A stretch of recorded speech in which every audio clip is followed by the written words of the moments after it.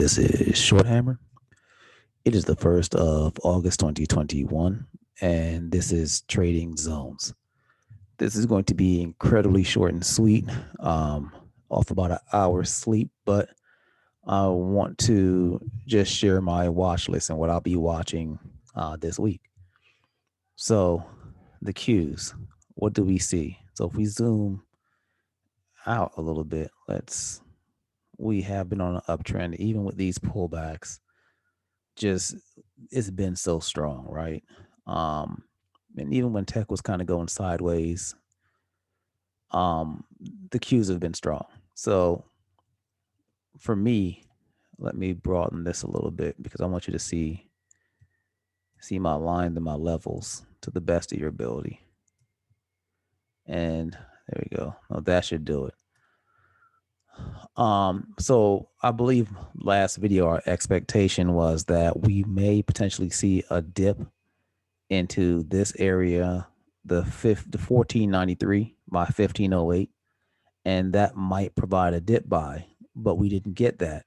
We got to pierce through, right? And any level that you see, what you're looking for is candle structure and a signal from price and volume that your thesis is correct. Like, hey, this is a level. The buyers or the sellers see this level also in the market, and the market has reacted.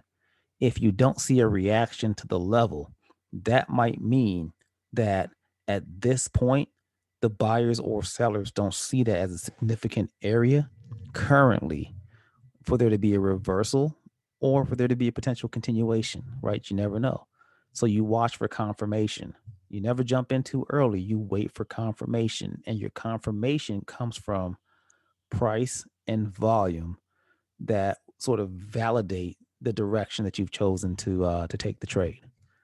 So we went through, and the only thing that's validated here is when we go back, and if you look at the lower time frame, 30 minutes, 10 minutes, 15 minutes, you'll see the reversal candles here heading taking us right back up to the area that we mentioned, that 1493 by 1515. That's the level, 1515. And so what are we watching for? Well, right now we're sort of headed back in that direction. So we want to see if we can get above the 1515s and get bullish continuation into the 1586 to 15114 area. If we can go higher here. So we'll see. If we hit this area in reverse, the expectation could be potentially that we go back to 14883 or lower to 14724. But if we're looking at how this the candle patterns are setting up, right? I would look and say, hey, we're seeing a slightly higher low wave. So what we would need to see out of this is a slightly or a much higher high wave. So on this buy up here, we need this to push above 15086, and it will be even better if we made new all-time highs. So we'll see how that shakes out as far as this setup here. But you don't want to sort of jump the gun and guess that we're going to break out or that you think we're going to sell. Wait for the market to tell you. The buyers and sellers, price and volume will show you that, hey, you hit a level. Either the buyers still have control and they take us through here and they eat through and give us a squeeze up, and we can either back test and go or just go by itself, or the sellers still have control. And when we go back into this area here, it rejects and we sell and we make a low wave, lower than this wave here, lower than the 14. This is what 14, 812s, 813s, lower than that area down here on the 14724s. That was what would signal to me that the sellers are in control. So we'll see.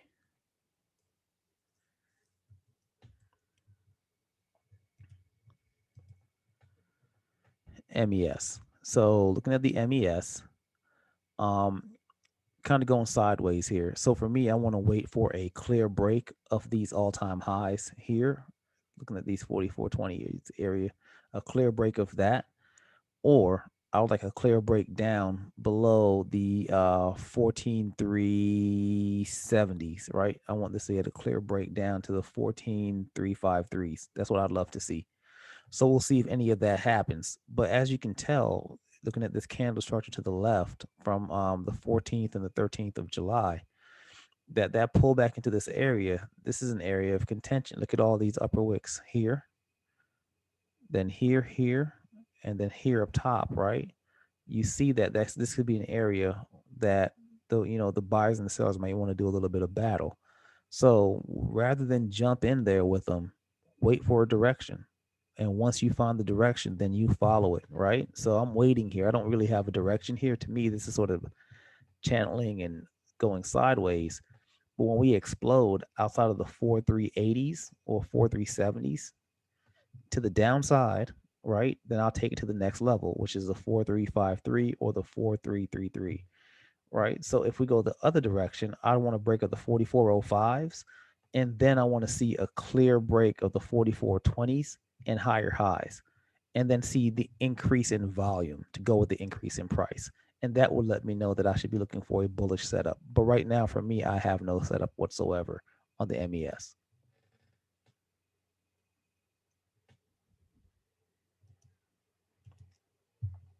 RTY, small caps and financials. Financials, pull back a little bit. They weren't as strong, I think, as we expected. Um, but what are we watching for here? We need to advance above the 2247s. Look at these upper wicks. That shows us that we don't have bullish continuation above this level. When we saw this break here on the 9th of July, look at how this pushed through. That showed us strength. We can go back here to the 21st of June. Look at that strength. You see bullish continuation through a supply level. That's what you want to see if you're bullish, right? And this was good strength through. And so watching the inability to make higher highs above the 2247s, it appears to me as if the Russ is a little bit weaker than it appears, and we might get a slight negative drift. So watch to see if we get back above 2234 and 2247. If so, you want to see bullish continuation here above these 2247,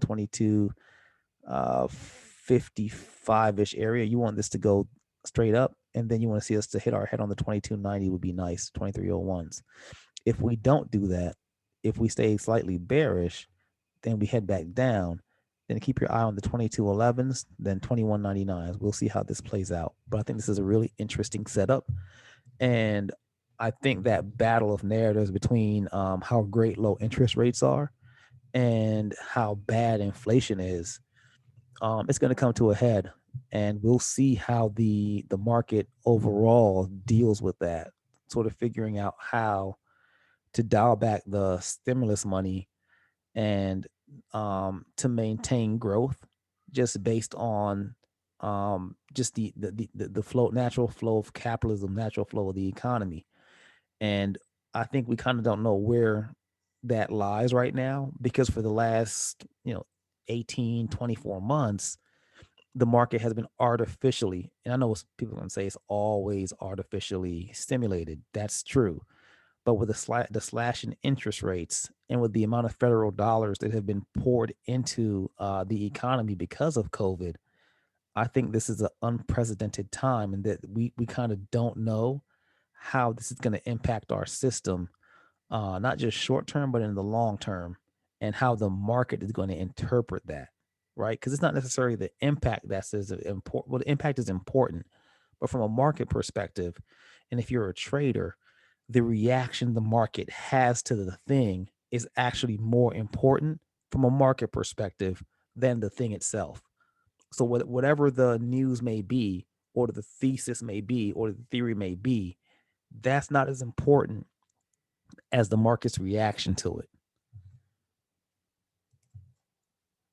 Keep going to Amazon. So Amazon is slightly trending down, right? Had rough earnings. So look at this overall. I want like to get a bigger view of this. And so it looks as if we're going to be headed down. But the way that Amazon goes down is it does have pullbacks. And so for me, I wouldn't just jump in and short this, But what this looks like is that we may see continued drift and we may reach the 3220 area. Remember this channel that we spent all that time in, the 3285 by 3220 area. So for me, if we reach that area, I would look to see if buyers step in. 3268 is another line of ours. Let's see if I can make this a little bit wider so that this will be clearer for you. But if we could regain the 3340s and sort of eat up through the 3370s and 3380s, we may get a pullback in the 3430s. So, but we want to see how this plays out, right? Because news is interesting. Like, Amazon may have missed on, I believe it was revenue, but they're still doing, I would say, incredibly well in Amazon Web Services, in Whole Foods, and maybe they slightly lagged in their online sales. But that's kind of to be expected, right? If Amazon is this massive, um, just giant, the 800-pound gorilla in the room when it comes to delivering goods to your house. During the pandemic, you would expect that their numbers were higher, right? Because more people are home and more people are ordering things from their home that they may have, previously gone into the grocery store to buy, like maybe toilet paper, maybe bleach. They're just different things that you can now that people may be buying from Amazon because of the pandemic. But the last few months, multiple states have been opening up. That means people are going back out to the grocery stores, going back out to the brick and mortar stores. So that should technically take some of the sales away from Amazon. If it added sales during the pandemic, as we sort of I'll say come out of that lockdown that we've been in all these different states, we should see some of these online companies that benefited greatly from the pandemic and people being sort of stuck in their house start to see a decline in those sales as people sort of go outside the house to purchase things. So we'll see, how that affects Amazon and what the impact is for their next earnings, which I believe will be headed into the holiday season, right? So we'll see how that impacts that, and also with the rise of the Delta variant and the CDC sort of reversing their personal protection or their mask guidance, right? So there's a lot of things that are out there that could sort of reverse and flip quickly.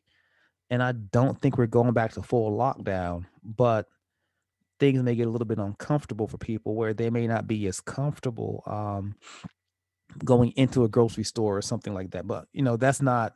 We'll see. The reason why we're talking about that is because that does directly impact Amazon sales, in my opinion. So we'll see how all this plays out. But these are the levels to watch. These lines in these areas, but that's also the thought process behind it of what you would look for at these different levels. If you're watching the line, what should your thought process be? On over to Netflix. So Netflix is looking a little bit stronger than it looked last week because we're up above these 514s and we closed the week above that, right? So if we can get a little bit of a gap up or bullish continuation, we should be keeping an eye open for a push into the 520s, preferably the 529-ish area would be nice if we could sort of get over that and push into the 535s. If we fall back into this little channel that we were in previously, headed back to the 21st of April roughly, then we can look for negative drift potentially down through 507, 504, maybe lower. So that is something to watch, that even though we are above this channel, are the buyers confident and do we have the strength to separate from it to the upside? Or will the gravitational pull of that pull us back in here and then we potentially get negative drift? So that's something to think about. I think Disney is executing incredibly well. A little bit of bad PR from the Black Widow star, I believe Scarlett Johansson, saying that, they kind of did not contractually uphold their side of the agreement, but Disney still did really well and is still doing really well on their releases. Not sure if that's really going to create any type of headwinds for them, maybe from a PR standpoint, but from just the numbers and financials, I think they'll be fine. So they're really taking a bite out of Netflix, I think, and not necessarily. I think they are taking some of the eyeballs, but they're also taking some of the momentum and the perception that Netflix like sort of controls online streaming. That, like right now, that belt is up for grabs, and it could be a heavyweight fight, and that battle could be sort of Netflix and Disney sort of fighting it out.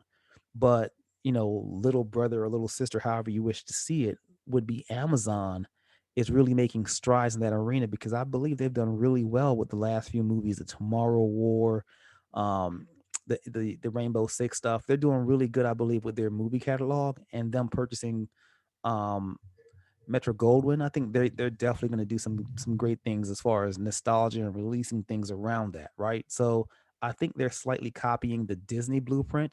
Find a good, I wouldn't say franchise, but find a good content provider, which Metro Goldwyn has provided good content over the last few decades. Purchase them and then re-release that content, whether it's making new movies, whether it's releasing old movies. And I think Disney has done that when they acquired um, Marvel Comics, when they acquired the Star Wars franchise from Lucas Studios. I think that was a content play, and it's worked out great for Disney. And I think Amazon may be sort of copying that blueprint. And I don't know where Netflix goes from here, because they need content, and original content is great too, right? But nostalgic content, to me, that's primo. Just my opinion. So we'll see if Netflix is able to convince investors and traders that they can find more eyeballs. I think we discussed that last video, so you could dig into that if you want sort of our theory on that. Um, but just watch these levels technically, and we'll see how this plays out. The 504s, the 502s, the 493s, the 490s, 485s. We see the chart patterns. If you look at the past videos, we've really gotten into some of these levels and sort of what they mean to us. Moving on to NVIDIA. Um, Now the chip companies still struggling as far as um, having the proper supply. Demand is still high. Used cars are still going crazy, and the expectation is that chips will be out of whack for another year or so. We'll see. Um, but Nvidia is kind of going sideways here, and for me, I'd like to see a breakthrough of the 200 I mentioned, last week, or a dip down around the 181 area to see what the buyers and sellers are thinking. And if we get negative drift, then potentially play that. But to me, this is a middle area that for me, I just can't play, because I just don't see a direction here. So I'm kind of going to leave NVIDIA alone for right now until we see direction. Just my opinion. I mean, chips are really interesting and a lot of energy around chips, but I just can't read this chart to be able to say, hey, it's going this way or that way. So I'd rather just um, not play, right? So on over to Facebook, nice little dip here. So what are we going to look for? Can we get back above the 357 area by 358.70s? Can we get back above that, right? If we can, maybe we get a test of the 362-ish area. That'd be beautiful. If not, if we stay negative, then we'll see a drift down, maybe to around the 349s. We'll see. But loving this candle structure here to the left, the 28th of June, the 6th of July. Look at these push up, these upper wicks. The 13th of July, beautiful upper wicks. If we could regain that and get a push up, that'd be great if we went bullish here and we saw increasing price and volume. That's if you're bullish. If you're bearish, you want us to not get back above these 356s. What's this? The 357s. You want to stay below the 357s, and you want this thing to just fall around the 349s and continue the negative drift through 347s into the 344s. And maybe there you like to see a slight bounce, but then you kind of want this to go all the way down here around the 330s. And I'm not sure that's going to happen right now, right? But keep an eye on it, because one of the things that's interesting for growth companies, and I know it depends on their war chest, but growth companies do better when the future interest rates are lower, because that means they'll be able to refinance their debt at a lower rate in the future, right? So that's really something that impacts, I think, a lot of these tech companies, is especially the ones like Netflix that carries. I believe Netflix still carries a lot of debt. Your ability to refinance your debt for a lower rate in the future is incredibly important, right? To give you more runway to be able to build your success. So I think that's really interesting. So Facebook, if we get above this, we have 362s up top. We have 373, 374s. We'll see how that plays out on Facebook. Very interesting. On over to Microsoft. Microsoft, as we've been saying for months, just strong in multiple sectors since last earnings, and that many people are bullish on Microsoft. So where Microsoft is now, what we want to see is, can we hold this 283 by 284 area, and can the buyer step in and give us a push up to the 286s? If not, we may see negative drift down to 278.80s, maybe even the 276.12s. But I don't know if we're going to go much lower than 276.12s. Below that's a 271.70s. So we'll see how this plays out. But watching Microsoft, I don't see a reason to sell right now. So I want to see, like, to me, where it is right now, I needed to either break above the 286s or give me drift below the 283s in order for me to find a play on this to potentially ride it down to the 278s if I'm bearish on it, or up into the 288s, 289s, and potentially all-time highs again if I'm bullish on this. But I need to break out of this sort of middle-ish area it's in right now, as it's trying to decide which way it's going to go. So that's what I'll be watching for on Microsoft. Apple. So Apple, they didn't do exactly what I thought they would do, and I still think Apple is sort of slightly bullish, but we have to wait to see. Nice little pullback here. Let's see if we could regain the 147.50s and open up the 149.90s. That's what I would be watching on Apple. Um, the thesis around that, you can sort of dig into it, but I think because so many states are opening back up or have opened back up, there are more people in the Genius Bar, more sales of accessories and all those types of things and services. So I think that their numbers should be going up. They did ask some of their producers, people that produce equipment and materials for them, to up their production, right? Because they think that they may need more as we sort of go on into the third and fourth quarter. So we'll see how all that plays out. But I would keep an eye on this fourth quarter. I'll keep an eye on this because I think it's really interesting as far as Apple. My question being, will the reopening of stores and the projection of potentially a boost in sales as we head into the holidays, will this cause investors to want to get in here and push this up? Or the other theory is, you know, and you always want to check this, if institutional money is not in, right, then you don't want to be in either. But if they're in, then there will be more money to push this back up. And whichever level they've bought from before, they'll probably dip buy from again. And this could some sort of kind of between this 149 and this 142, maybe this is forming a potential channel situation where we'll kind of bounce around in here until we choose a direction, whether down to 137s or make all-time highs, not all-time highs, but make highs here. So I think this is really interesting. I have to really check this. That we could break the 149.90s or 147.50s and push back that way. So I think this is a really interesting thing.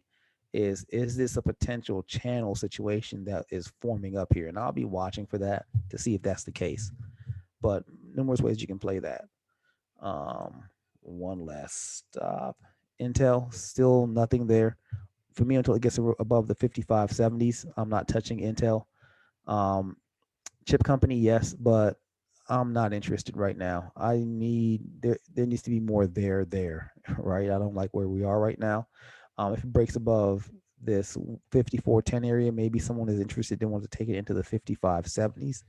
Excuse me for the the increase in the speed of my talk. I just know I have to get back with the new baby. Not getting as much sleep as we'd like, but not our first rodeo. But definitely want to get back to Daddy Kids Day. The kids, they control the weekends, and definitely want to get back to that quickly, but I'll slow it down to make sure that you can understand what I'm saying. So my apologies there.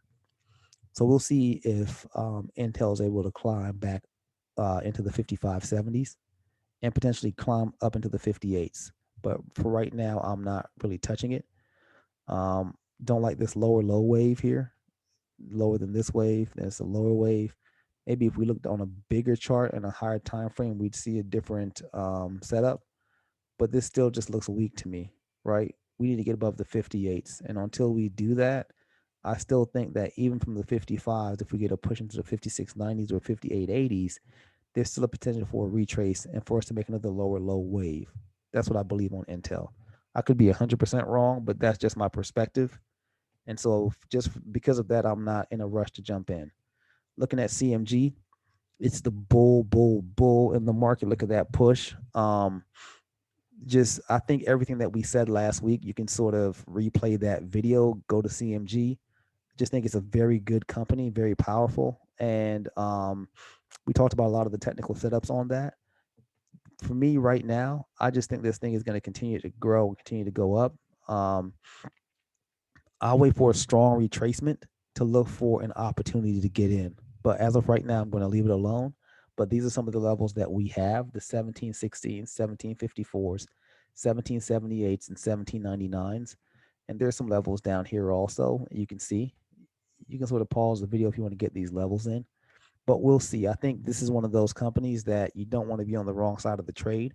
Incredibly strong momentum and a push, whether it's going up or going down. But I definitely love the company. The CEO does a great job. Has done a great job sort of reimagining and just changing the perception of CMG, where it's not just this nothing against hippies, but like the perception of hippies, right, is that they're not don't quite have all their ducks in a row. CMG is an amazing company.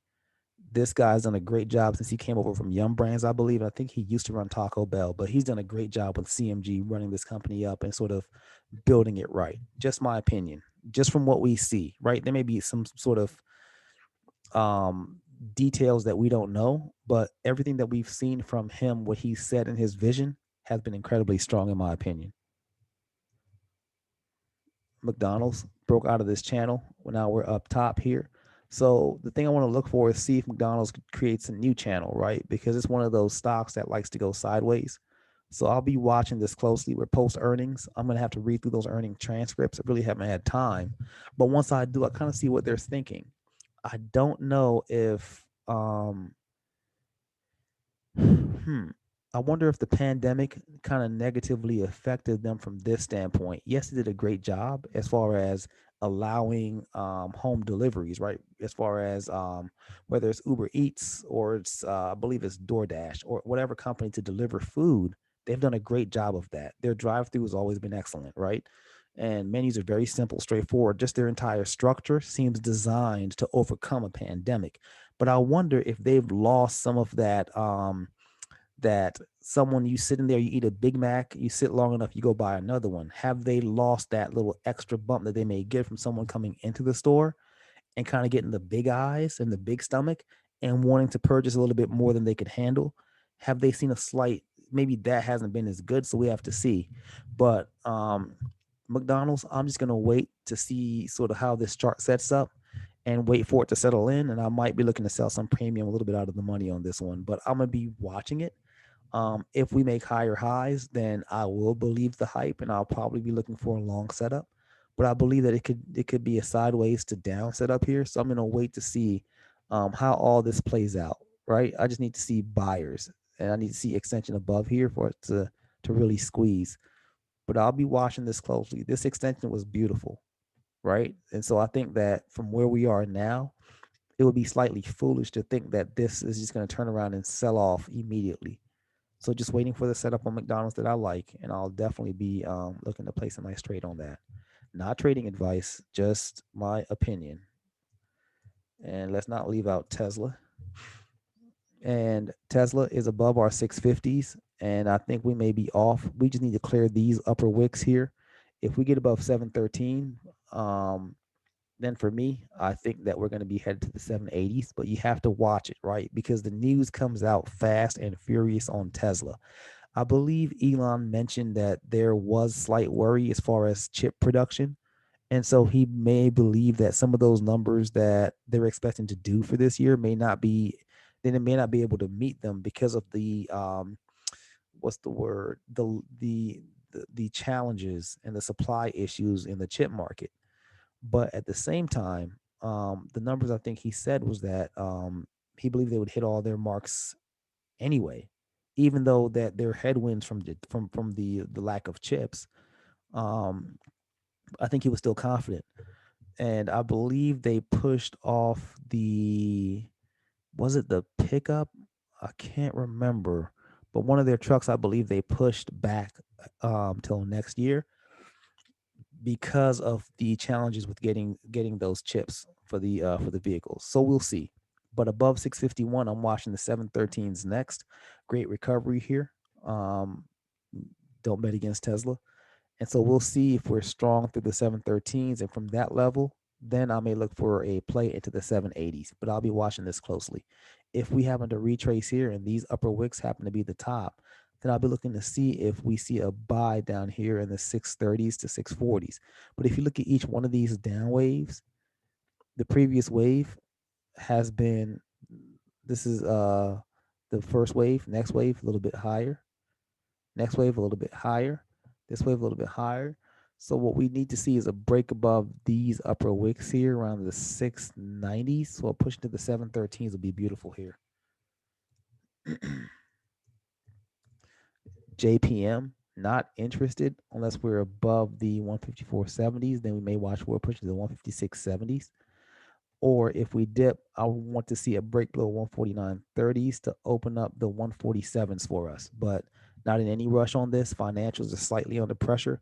That whole debate between interest rates and inflation is really interesting. And then also, sort of what's going to happen when it comes to all these people that are not paying rent and not paying their mortgage right now.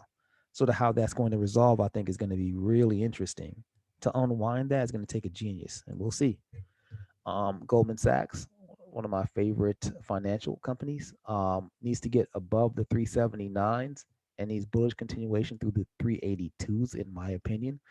We'll see how this plays out. But if it dips, I'll be keeping an eye out open for the 367.80s, then the 362s and 356s. Goldman Sachs, very interesting, very strong company. I think they're having an internal debate right now about potentially leaving some of their top performers at home. If they ask those people to come back into the office, they overproduced. They're all stars, right? The people that are doing the investments, they overproduced during the pandemic working from home. The question is this, and I believe I posed this in our last video: can those people maintain that production that they've been hitting at home when they come back into the office? We'll have to see. If Goldman Sachs is wrong and they're bringing their people back into the office and those numbers are lower, their next earnings will not be as good, because that growth that they saw from people working from home, they said they made all-time great numbers, right? So we'll see if those people coming back into the office, if they can recreate that home cooking and recreate that magic and have an amazing quarter of investments. We'll see. And it's, I think some of that was also that the market was going up. They sort of benefited from a lot of that, but we'll see. We will see. Head on over to SPY. That was, my opinion. SPY looks like it's consolidating. We'll see which way it breaks. Below 437s, open up the 434s. Above the 440s, we can go. So definitely be careful on that. If you like this video, please click the like button. If you'd like more videos like this, please go to our YouTube channel, Power of Pivots, and subscribe. And you can look forward to getting not just videos from me, but videos from Elisa as she shows you how she utilizes her Power of Pivots strategy to find great pre-market setups, intraday setups, and post-market setups. The script is amazing, guys. And we definitely have some things coming out about that very soon. Thank you so much for your time. Have a wonderful week of trading, and we'll see you soon. Thanks again.